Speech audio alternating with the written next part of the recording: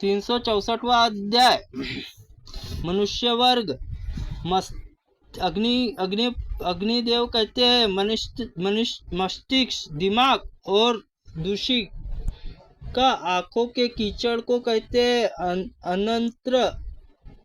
पूरी तत्व और आत के अर्थ में आते हैं गुल्म, पिल्हा, बरवट, तिल्ली को कहते हैं पलिहा, पिलन शब्द पुल्लिंग रूप में आता है। अंग प्रत्यंग, सन्निधियों के बंधन, स्नायु, वस्त्रसा कहते हैं कालखंड, यकृत, जिगर कलेजे का नाम है। कपर और कपाल ये शब्द ललाटवाचक है। कपाल और पुल्लिंग नपुंसक लिंग दोनों में आता है। किकस, कुल्य, अस्थि ये हड्डी के नाम है। रक्त, मांस और शरीर की हड्डी कंकाल कहते हैं।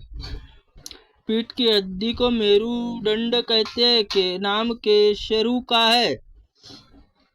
करोटी शब्द स्त्रीलिंग है। यह मस्तक हड्डी की खोपड़ी के अर्थ में आता है। पसली हड्डी परशु कहते हैं। अंग, अड़ंग, प्रतीक, अवयव, शरीर, वर्म, विग्रह ये शरीर के पर्याय है। कट, श्रोणी फलक और ये के अर्थ में आते हैं। कट शब्द पुल्लिंग है। कटी, श्रोणी और कुतघ्नि कमर बोध कराने वाले। किन्ही मत में उपयुक्त 5 शब्द पर्यायवाची का। स्त्री कमर के पिछले भाग को नितंब और अगले भाग को जघन कहते हैं। जघन शब्द नपुंसक लिंग है। निम्बत ऊपर से 2 गड्ढे से होते हैं। ये कुपक और ककुंदर कहते हैं। ककुंदर शब्द केवल नपुंसक लिंग है। कटी के मांस के पिंड का नाम स्पीच और कटी प्रोथ है। और स्पच शब्द प्रयोग स्त्रीलिंग में होता है। नीचे के बताए जाने वाले भग लिंग को दोनों उपस्थ कहा जाता है। भग और योनि ये स्त्री के चिन्ह बोधक पर्यायवाचिक शब्द है। शिश्र, मेंढ्र, मेहन, शेपस और पुरुष चिन्ह है। लिंगवाचक है। पिचंड, कुशी और जठर, उदर, तुंद पेट के अर्थ में आते हैं। कुच, स्तन पर्यायवाचिक शब्द है। कुचों का अग्रभाग नाम चुचुक है। और नपुंसक लिंग कोड़, भुजांतर शब्द गोदीवाचक है। स्कंद, भुज, शिरस, अस और कंधे के अर्थ में आता है। अस शब्द पुल्लिंग और नपुंसक लिंग है। कंधे की संधियों में अर्थात हंसली और हड्डी के जंतु को कहते हैं।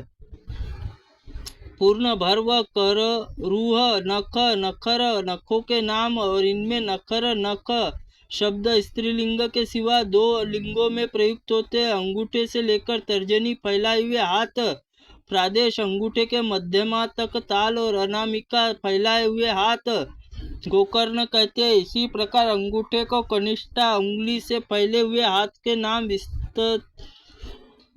बालिस्त और बित्ता है। और इसकी लंबाई 12 उंगल होती है। हाथ की सभी उंगलियां फैली हो तो उसे चपेट और तल में प्रहस्त कहते हैं। मुट्ठी बंधने पर हाथ का रत्नी, कोहनी से लेकर मुट्ठी तक बंधे हुए हाथ को माप और रत्नी कहते हैं। कोहनी से कनिष्ठा उंगली तक लंबाई का नाम अरत्नी है।